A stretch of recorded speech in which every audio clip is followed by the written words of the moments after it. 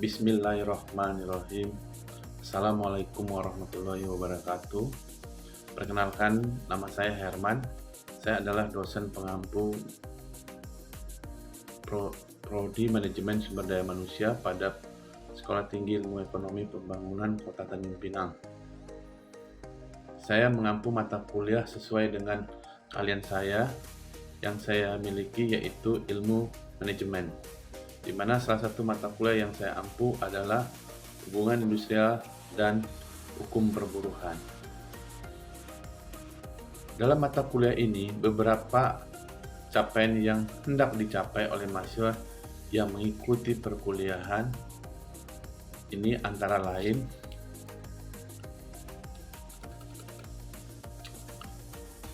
untuk pengetahuan. 1. Mahasiswa mampu memahami konsep hubungan industrial dan hukum perburuhan dalam organisasi. 2. Mahasiswa mampu menjelaskan dan menganalisa hukum ketenagakerjaan di dalam hubungan organisasi. 3. Mahasiswa mampu melaksanakan dan menganalisa kebutuhan dan strategi hubungan industrial dan hukum perburuhan.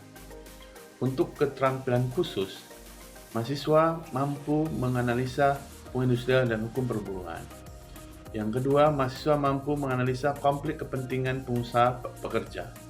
Yang ketiga, mahasiswa mampu membuat program-program penyelesaian perselisihan hubungan industrial. CPNK yang hendak kita capai untuk mahasiswa adalah mahasiswa mampu memahami konsep hubungan industrial dan hukum perburuhan. Mahasiswa mampu menjelaskan, menganalisa, dan menyusun program penyelesaian perselisihan di dalam organisasi. Mahasiswa mampu menjelaskan dan menganalisa hubungan kerja dan pemutusan hubungan kerja. Bahwa saya sebagai dosen praktisi yang menangani masalah ketenagakerjaan memberikan bimbingan agar mahasiswa dapat memahami capaian yang diinginkan dalam mata kuliah ini, khususnya masalah ketenagakerjaan, hubungan industrial, hak dan kewajiban tenaga kerja dan pengusaha. Kami juga memberikan tugas setelah ujian tengah semester untuk memberikan tugas kelompok kepada mahasiswa agar mahasiswa tahu dan mengerti proses penyelesaian sengketa hubungan industrial, mulai dari penyelesaian secara bipartit, penyelesaian secara tripartit, dan penyelesaian di pengadilan hubungan industrial pada Pengadilan Negeri Tanjung Pinang. Dalam kesempatan ini, kami membuat video pengajaran tentang proses penyelesaian perselisihan hubungan industrial untuk dapat disaksikan sebagai berikut. Silakan kita lihat pembelajarannya. Assalamualaikum warahmatullahi wabarakatuh. Waalaikumsalam warahmatullahi wabarakatuh. Oke, sebelum kita masuk ke pelajaran yang akan datang, saya mau review mata kuliah yang saya ajar minggu yang lalu tentang pengupahan. Siapa yang tahu apa itu upah? Ya, silakan tunjuk tangan. Ada yang bisa? Ya, nggak apa-apa, tunjuk aja. Silakan. Bisa? Ada yang bisa? Ayo, ya, silakan. Dengan siapa? Saya Setilandari. Ya. Upah adalah hak pekerja atau buruh yang diterima dan dinyatakan dalam bentuk uang sebagai imbalan dari pengusaha atau pemberi kerja kepada pekerja atau buruh yang ditetapkan dan dibayarkan menurut suatu perjanjian kerja, kesepakatan ataupun peraturan perundang-undangan. Oke. Lalu siapa yang tahu apa saja komponen upah?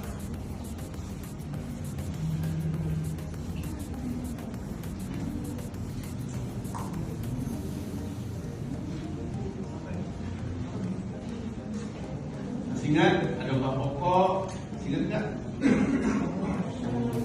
Ya, silahkan aja disebutkan aja nggak apa-apa. Ingat siapa? Ya silakan ya. Oke, ya.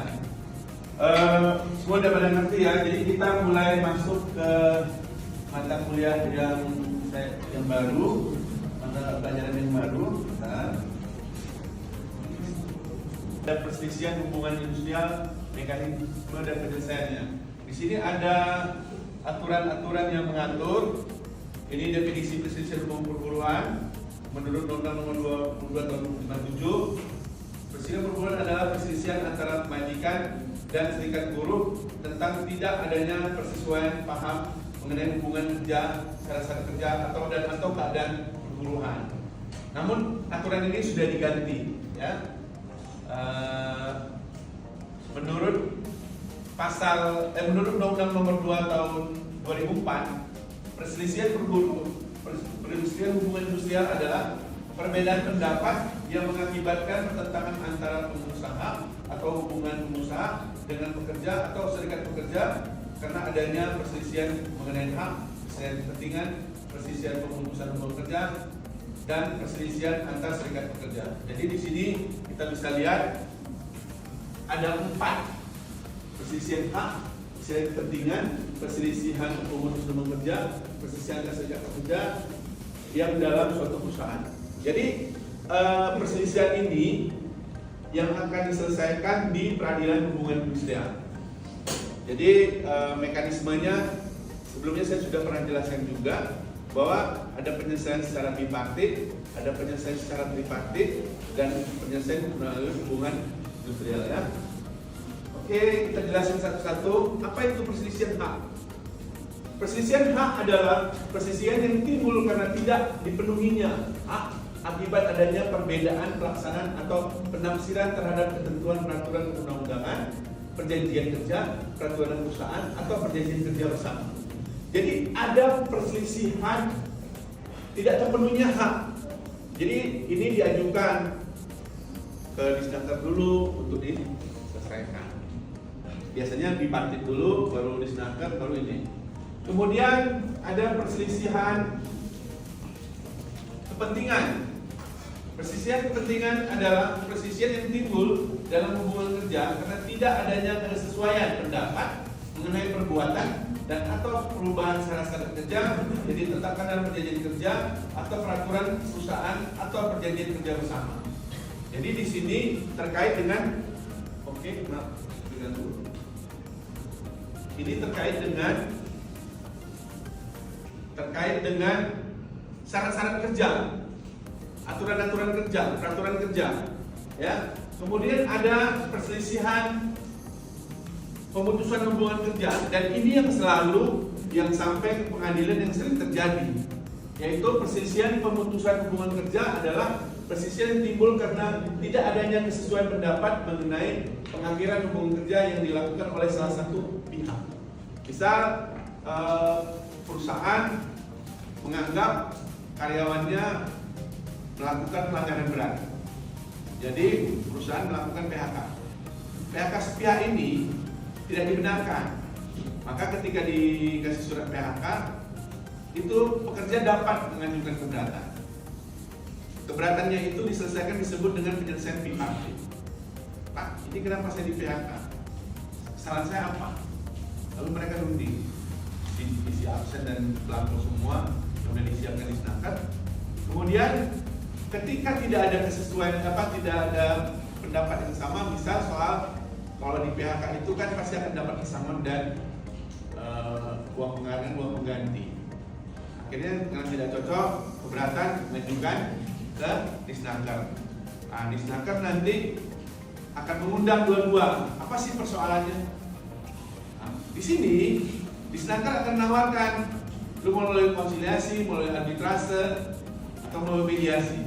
Tapi kalau dua-duanya tidak melakukan penunjukan, biasanya Disnaker menunjukkan secara mediasi yang kami menyediakan mediator. Kemudian ada perselisihan antar serikat pekerja. Perselisihan antar serikat pekerja adalah perselisihan antara serikat pekerja dengan serikat pekerja lain hanya dalam suatu perusahaan karena tidak adanya kesesuaian paham mengenai keanggotaan, pelaksanaan hak dan kewajiban keserikat pekerjaan. Jadi masalah keanggotaan pekerja. Ya, inilah 4 perselisihan yang ada di Undang-Undang Nomor 2 Tahun 2004. Di sini ada perundingan secara bipartit seperti yang saya sudah jelaskan tadi.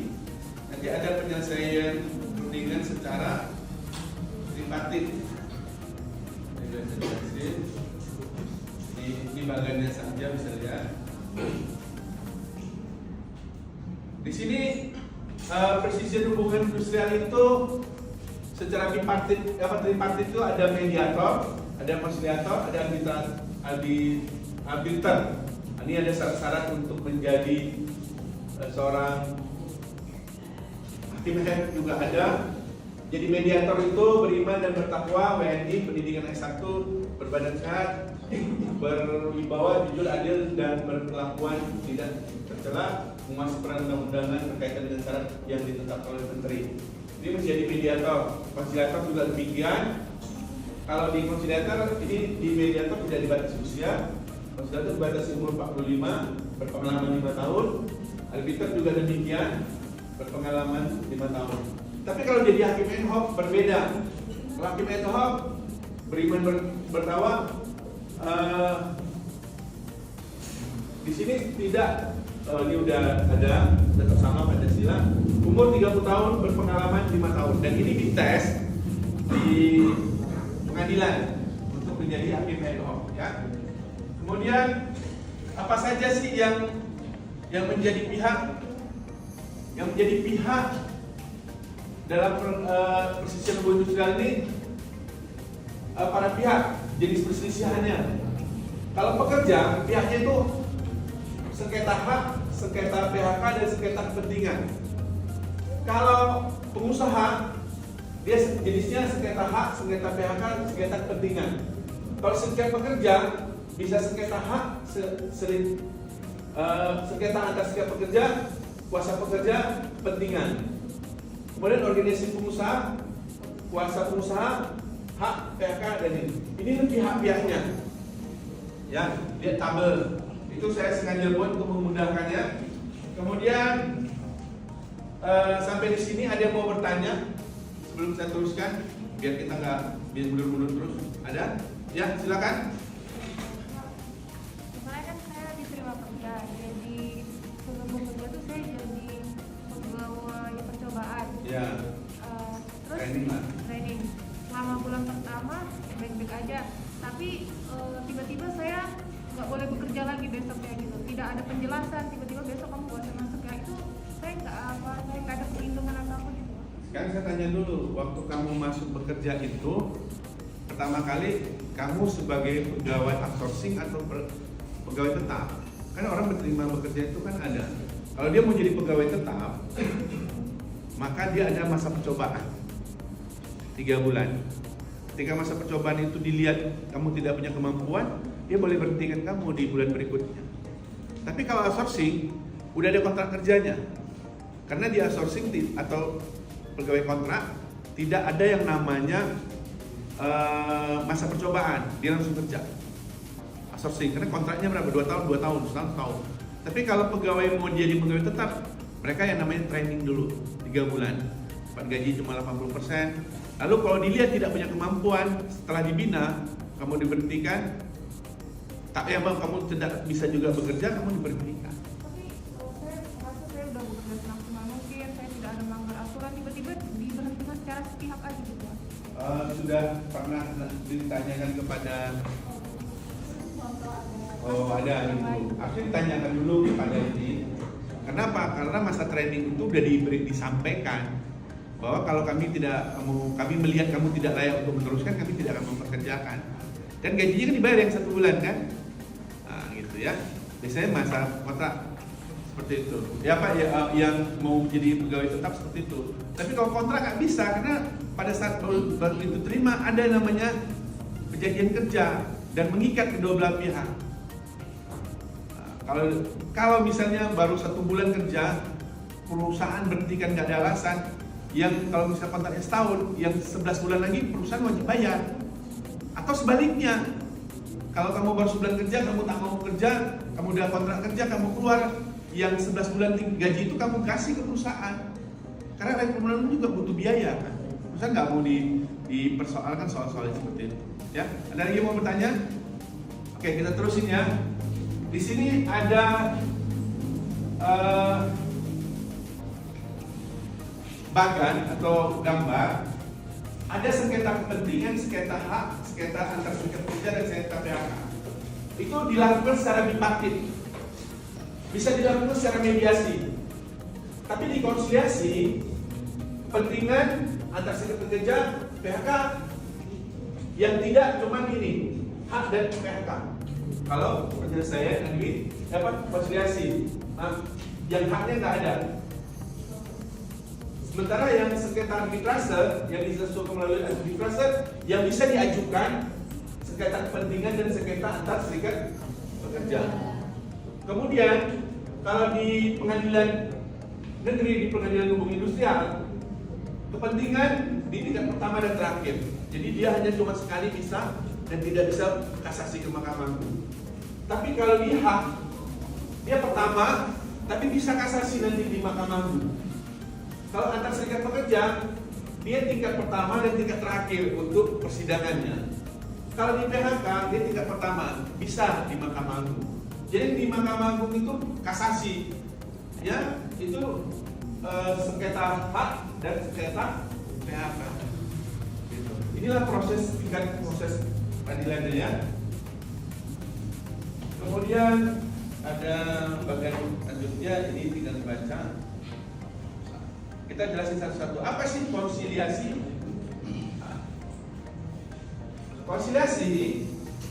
Konsiliator adalah orang swasta yang terdaftar dan diangkat oleh instansi ketenagakerjaan setempat. Jadi untuk menjadi konsiliator, itu orang harus mendaftarkan diri ke Disnaker setempat. Biaya kerjanya di tempat pekerja bekerja. Jadi kalau dia di Provinsi Kepri, ya hanya di Provinsi Kepri. Karena provinsi Disnakernya kan masing-masing ada. Contoh, di Tanjung Pinang, Disnaker Tanjung Pinang lah. Kalau di Bintan, Disnaker Bintan lah. Kalau di Anambas, Anambas lah. Tapi puncuknya ke pengadilan hubungan industrial yang ada di Tanjung Pinang. Karena PHI hanya ada satu di setiap provinsi. Ya. Kemudian berwenang menyelesaikan perselisihan kepentingan PHK dan antar serikat pekerja.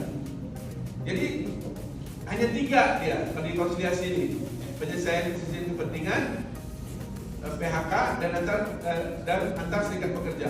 Hak dia tidak bisa menangani. Kemudian atas permintaan penyelesaian tertulis yang disepakati oleh kedua belah pihak. Jadi kalau pekerja dan pengusaha tidak meminta, maka tidak bisa diajukan melalui konsiliasi. Contohnya pekerja aja yang ngajuin, kita pakai konsiliator lah Pak, penyelesaian konsiliasi. Pengusaha nggak mau, nggak jadi. Atau dibalikin, nggak mau, nggak jadi. Tapi dua-duanya mau baru jadi, dua-duanya nggak mau pun nggak bisa jadi. Atas usulan Disnaker nggak bisa. Udah kalian konsiliasi aja, nggak bisa. Harus dua-duanya mau menunjuk konsiliator. Ya. Lalu dibatasi waktunya. Di sini waktu kerja paling lama 30 hari. Pada saat didaftar dia menyelesaikan masalah ini selama 30 hari. Kenapa? Jangan sampai pekerja ini dirugikan. Kan dia tidak bekerja, otomatis dia tidak akan mendapat penghasilan, kan? Kemudian bila tidak tercapai kesepakatan dilakukan anjuran tertulis. Disama tentang anjuran. Diminta jawaban tertulis oleh para pihak. Bila anjuran diterima, dibuatlah perjanjian bersama. Bila tidak, maka dibuatlah anjuran untuk diselesaikan di pengadilan negeri, lalu didaftarkan. Perjanjian bersama tidak dilaksanakan, diminta eksekusi. Salah satu pihak atau para pihak menolak mengajukan gugatan ke pengadilan ke setempat.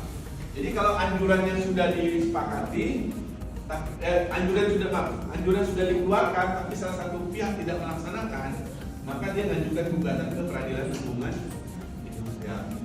Ya. Kemudian mediasi. Mediator adalah PNS, berarti ini pegawai Disnaker yang sudah punya sertifikasi untuk menjadi mediator. Kemudian di wilayah kerjanya tidak diatur. Jadi kalau orang Disnaker itu ya dia pada saat itu jadi mediator, kemudian dia dipindah di mana di tempat kerja, disitulah dia jadi mediator. Dia nggak harus misalnya udah dia kerja di Tanjung Pinang, mediator, di Snaker Tanjung Pinang, dia pindah ke Batam. Lalu di Batam dia tidak bisa jadi mediator, tidak. Di Batam dia menyelesaikan pekerjaan mediator, tapi mewakili dinas tenaga kerja Batam. Kemudian penyelesaiannya semua, penyelesaian perselisihan kepentingan, hak PHK dan antar serikat pekerja. Kemudian wajib apabila para pihak tidak memiliki penyelesaian melalui konsiliasi atau arbitrase. Jadi kalau dua-duanya pekerja dan pengusaha dia tidak mau menunjuk arbitrase, tidak mau menunjuk konsiliasi, tidak mau menunjuk mediasi, biasanya otomatis harus mediasi. Jadi di Snaker nunjuk mediator. Kemudian waktu kerja sama 30 hari. Bila tercapai kesepakatan dibuat perjanjian bersama atau begitu pendaftaran. Bila tidak tercapai akan dikeluarkan anjuran tertulis. Diminta jawaban tertulis oleh para pihak. Bila anjuran diterima, perjanjian dibuat dan didaftarkan di pengadilan negeri. Perjanjian bersama tidak dilaksanakan, diminta eksekusi melalui pengadilan. Salah satu pihak yang menolak mengajukan gugatan ke pengadilan negeri setempat, itu peradilan hubungan ya, hampir sama. Kemudian arbitrase. Arbitrase ini adalah orang swasta yang diangkat oleh Menteri Tenaga Kerja setelah lulus ujian seleksi. Namanya arbitrator. Bila kerjanya seluruh Indonesia. Jadi kalau dia arbiter tinggal di Batam pun diminta di Tanjung Pinang bisa. Walaupun dia tinggal di Jakarta diminta untuk di Tanjung Pinang pun bisa. Yang paling penting ada permintaan. Berwenang menyelesaikan perselisihan pekerja, kepentingan dan serikat pekerja. Yang ini agak berbeda. Dia hanya dua yang ditangani. Sengketa kepentingan dan sengketa serikat antar serikat pekerja. Kemudian arbitrator yang ditunjuk oleh tunggal atau gesal. Gesal itu minimal 3 orang. Jadi ada yang tunggal, ada yang tim 3 orang. Kemudian waktu kerja sama 30 hari, bila minimal mengajukan pemberitahuan secara tertulis, dibuat perjanjian penunjukan arbitrator. Apabila dilakukan hubungan kerja, misalnya salah satu pekerja atau pengusaha itu ada hubungan dengan arbitratornya, maka harus menunjuk. Kemudian bila tercapai kesepakatan dibuat akte perdamaian, bila tidak tercapai kesepakatan dikeluarkanlah putusan arbitrator. Ada putusannya. Bila putusan diterima dibuatlah akte perdamaian. Akte perdamaian kemudian didaftarkan. Apabila salah satu pihak yang menolak mengajukan permohonan ke pengadilan, langsung pembatalannya ke Mahkamah Agung. Ya. Sampai di sini ada yang mau bertanya? Ya. Dengan siapa? Setia Pramudia. Dengan? Setia Pramudia. Ya, oke Setia. Apa yang mau ditanya Setia? Bapak, apa yang dimaksud dengan konsiliasi dan kayak misalnya bisa Bapak berikan contohnya, contoh dari kasusnya atau prosesnya gitu? Oke, kita balik ya. Konsiliasi. Konsiliasi itu oke. Jadi di sini konsiliasi ini adalah ini kan antara di sini kan cuma dia bisa menyelesaikan kepentingan PHK dan antar serikat pekerja. Misal kita contoh PHK, ya konsiliator sudah ditunjuk, para pihak akan diberikan pemahaman tentang ketenagakerjaan. Pekerja mengatakan bahwa dia tidak bersalah, dia di PHK secara sepihak, dia minta gajinya dikali 2 misalnya. Lalu si pengusaha menyatakan bahwa dia bersalah. Ternyata di dalam pemeriksaan itu konsiliator menilai bahwa pekerja ini tidak salah. Misalnya dia sudah kerja di atas 10 tahun, berarti kan 9 bulan gaji tambah penghargaan 6 bulan tambah uang pengganti 4 bulan, dari 19 bulan. Kalau dikali 2 kan berarti 38 bulan. Nah, di sini ditawarkan. Udah perusahaan bilang saya hanya mau berani membayar 30 bulan, nggak berani bayar 38 bulan. Yang pekerja daripada panjang-panjang aku terima. Ini kan konsiliasi mereka berdua ini. Jadi terhadap PHK yang dilakukan itu secara normatif dia harus membayarkan 38 bulan gaji. Tapi karena penawaran supaya bagaimana bisa mendekati antara masing-masing dikasih pemahaman tentang hukum ketenagakerjaan. Pengusaha diberikan pemahaman, pekerja juga diberi pemahaman. Kalau kalian berlanjut panjang, nama baik perusahaan jelek, kalian nanti dapat duitnya setelah kasasi dan waktunya lama, eksekusinya lama, akhirnya mereka mau, akan dikonsiliasikanlah mereka, akan mencari jalan tengah. Kalau pengusahanya udah mau bayar 30 bulan, pekerjanya mau 30 bulan, buat perdamaian. Maka habis itu perdamaian didaftarkan di Peradilan Hubungan Industrial, itu tinggal dibayar. Ketika pengusaha tidak mau bayar yang 30 bulan, langsung ajukan eksekusi ke pengadilan. Pengadilan panggil, lu mau bayar nggak? Mau nggak bayar salah satu asetmu kami eksekusi. Nah seperti itu ya. Jadi konsiliasi ini bagaimana dua belah pihak ini diberikan pemahaman untuk mengerti tentang penyelesaian sengketa yang dihadapi oleh pengusaha dan pekerja. Bang paham? Oke. Itu contohnya ya. Nanti ada beberapa, nanti bagi kelompok yang menyelesaikan secara tripartit bisa minta, ada nggak contoh konsiliator, ada nggak contoh arbitrator, ada nggak contoh mediator. Mereka punya anjurannya semua. Kan ada kelompok 1, kelompok 2 itu tugasnya di Disnaker kan? Kelompok 3 dan 4 itu di Peradilan Hubungan Industrial kan? Oke. Ada lagi pertanyaan? Materinya, inilah materinya. Kalau memang nggak ada pertanyaan, saya tutup. Akhir kata, Assalamualaikum warahmatullahi wabarakatuh.